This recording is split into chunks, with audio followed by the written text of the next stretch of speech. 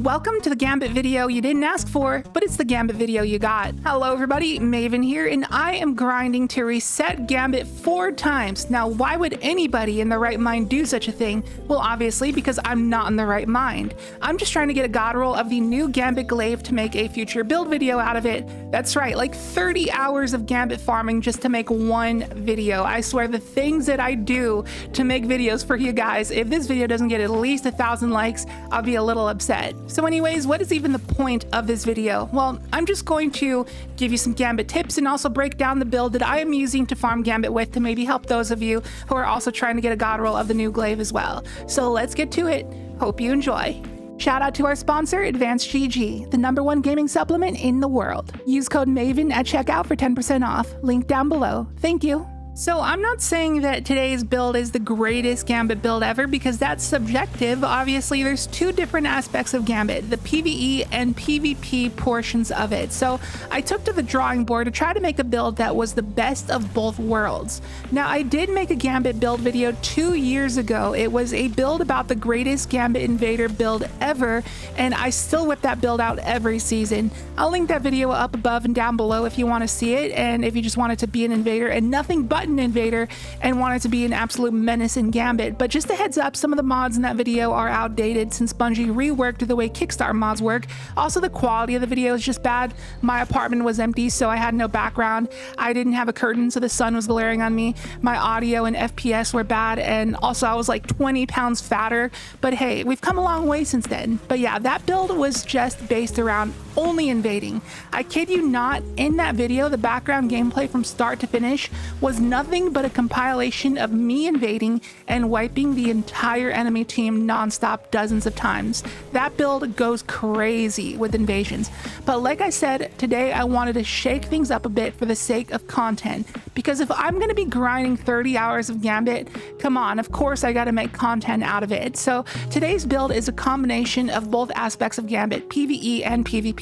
Now, I'll be honest, invading isn't this build's strong suit, but PvE is for sure, because this build is meant to cheese and 2-phase the primeval boss. Normally, it takes like 3 to 4 phases on average to defeat the primeval, but this build can 2-phase. And we'll talk about that momentarily, but first I wanted to talk about invasions, because that kind of had me in a pickle when I was creating this build. I thought a lot about what I could use to invade.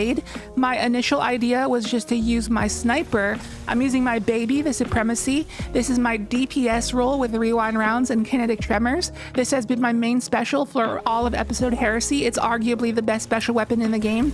And when you enhance kinetic tremors on this thing, it allows you to proc it in just 2 shots. So if you suck at sniping and you can't hit a headshot to save your life, sort of like me, then kinetic tremors allows you to kill in 2 body shots sometimes, which is nice. But sometimes they get away, and that's the part that was killing me. Another thing that was killing me was flinch. For some reason, a lot of people were using scout rifles, and if they challenged me, there was no way I was winning that. It was just flinch city. And if someone using a machine gun, it was just game over. So it was not going so hot with the sniper plan. And then my next idea was to use the Choir of One as my PvE add clear weapon, but it also doubled as a decent invader weapon. So the plan was to use a sniper if they were far away, but use Choir of One when I got closer.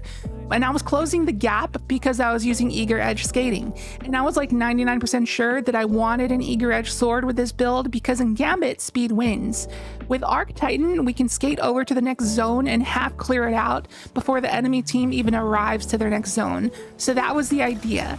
So with invasions, Choir of One wasn't the worst, but a majority of the time people are rocking machine guns in Gambit, which was mainly the Thunderlord and the Watchful Eye. Surprisingly, not many Xenophages this season, but whenever I was challenged by a machine gun, I just wasn't beating that with Choir of One.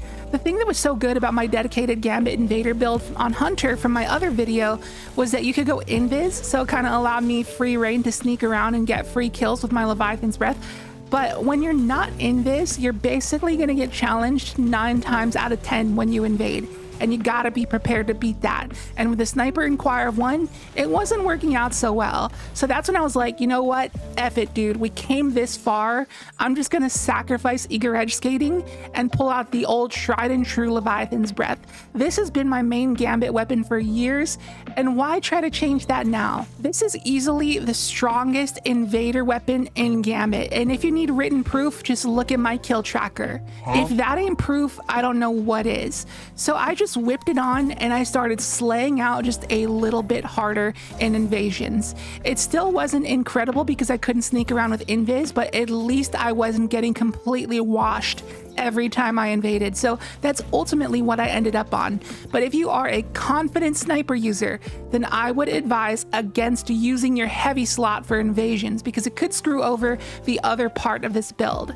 And before I clarify what that exactly is, let's first break down the main part of this build. So obviously we are on Arc Titan and we are using the point contact cannon brace as our exotic of choice. This thing is a monster at ad clear. It just nukes everything around you and it's pretty spammable. Cannon Brace Titan has actually been my main build in Episode Heresy. I started off the season maining hazardous propulsion, but after trying out the cannon brace, I was sold immediately and I put down the hazardous propulsion. I put it away. Trust me, this is meta. However, there is one small yet huge change that I made specifically to the Gambit version of this build, and that's that you should run thruster instead of Rally Barricade. Now, yes, we are rocking Storm's Keep, and typically when you run Storm's Keep, you run Rally Barricade. But the thing about Gambit is that it is a very fast-paced and movement-based activity. You're never really sitting in one spot. You're constantly moving from different zones, grabbing motes, running over to Primeval Envoys. You never really sit still in Gambit, so you won't really have time to set up a Rally Barricade. So thruster is just going to be more efficient. But that's not the only reason we're running thruster. By far, the single most important mod to run in Gambit is Powerful Attraction, because when you use your class ability, it scoops up all the motes around you, and that's very, very handy to have in a Gambit build. It saves you a ton of time from having to run around grabbing motes. And also, sometimes some motes fall underneath the floor because this game is programmed perfectly, and they're unable to be grabbed. But with Powerful Attraction, you're able to grab those inaccessible glitched motes. So you just fly into a zone, thunderclap, nuke a bunch of ads, thruster away, scoop up all the motes, and suddenly you have a large blocker. It's very solid. And my special weapon on this build is the Lotus Eater with strategist and destabilizing rounds, because this weapon is not only great for ad clear, but it also allows us to spam thruster, because obviously strategist is a perk that grants us class ability energy on final blows, but destabilizing rounds does too, because we have an artifact mod right now called Volatile Marksman, and when you enhance it using the Tome of Want, it grants you class ability energy whenever you create a volatile explosion. So destabilizing rounds is great for that. So the Lotus Eater just has two different things feeding you tons of thruster energy. Now, this video is shaping up to be pretty long, so I'll just quickly show my mods without much explanation because I don't think there's much time to break down each individual mod, but if you have any questions, feel free to ask in the comments. And here's my subclass. We got Knockout, Storm's Keep, Ions, Shock, Amplitude, and Frequency. I'd say Amplitude is expendable if you want to change that out. For my stats, I prioritize double hundreds in resilience and strength and dump the rest into discipline. And here is a snippet of my artifact mod setup if you wanted to copy it. And now let's talk about the second half of this build. That was only the first half. Now we're getting to the juicy, succulent cheese that allows you to 2 or even 1 phase the boss if you got friends who are willing to cheese with you. So here's the plan. We have an artifact mod right now called a Limit Break, which buffs your super damage by 30% if you have an elemental buff, which will most likely be Bolt Charge. And if you don't have Bolt Charge, then you can just thruster and you'll get some off of Storm's Keep. Next, we're going to swap off of the point contact cannon brace, and we're going to put on the Curse of the Falling Star, which buffs your Thunder Crash by another 55%. Then we're going to take off whatever heavy weapon we are using, and we're going to throw on the Tractor Cannon, which provides a 30% debuff. So make a secondary loadout with these two changes and save it to your loadout hotbar. And make sure not to change anything from your subclass or it will eat your super when you swap loadouts. So don't change anything but your chest piece and the Tractor Cannon. And go ahead and save that as a loadout on your hotbar. Now during the boss phase, you proceed as normal. You kill the 2 Primeval Envoys and you DPS the boss until he reaches his health gate. and then there's 2 more primeval envoys that will spawn. When those 2 envoys spawn, that's when you're going to swap over to the tractor cannon falling star loadout.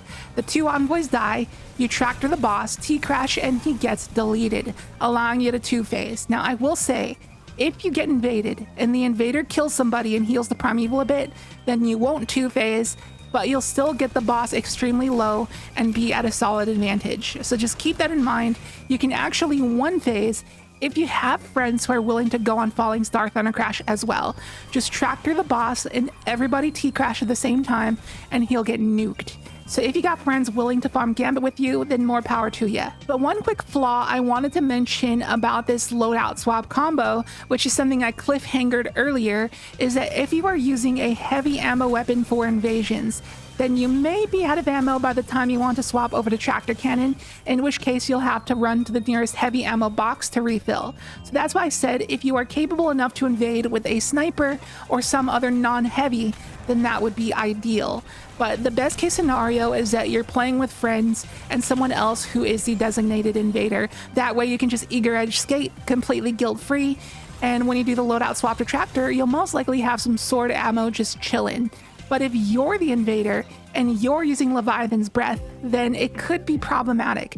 You'll need at least 2 Leviathan's Breath shot in your reserves when you swap, and then you'll have just 1 tractor cannon shot available to you. So that conversion rate really isn't good, so just bear that in mind. So that basically does it for the build, but before we end the video, I thought I'd share a few Gambit tips for those who are not that well versed in it. So for the basics of Gambit, if you look at the meter, it has 2 dividers, which are the markers for 40 motes and 80 motes. Reaching those milestones will open the invasion portal. Most of the time, your team will collectively have enough motes to open the portal after the second wave of enemies. But unfortunately, if you are solo queuing with a bunch of blueberries, 99 times out of 100, they will not bank their motes after the second wave, and it's extremely frustrating. It feels like hardly any blueberries know what causes the portal to open. They will often get greedy and go to the third wave of enemies to try to get a 15 stack of motes, and then you get invaded, they die, you lose all momentum, and you basically lose the game. Whichever team invades first in Gambit basically wins. But it's a good thing that the enemy team will probably fumble and do the same thing as well. So you just got to be wary of what your blueberries do. If they don't bank, then just quickly fly to that third zone, thunderclap a group of ads, thrust her away to pick up the motes, hurry back and dunk to reach 40, open the portal and invade. And another tip, but when the invasion portal opens at the 80 mote threshold, you gotta use it before you reach 100 motes, because reaching 100 motes will close the invasion portal. So hop in before that happens. Another tip is that if you get invaded, the invader will always spawn in the zone that is the furthest distance from where your team is at. So just get ready and look for them there when you get invaded.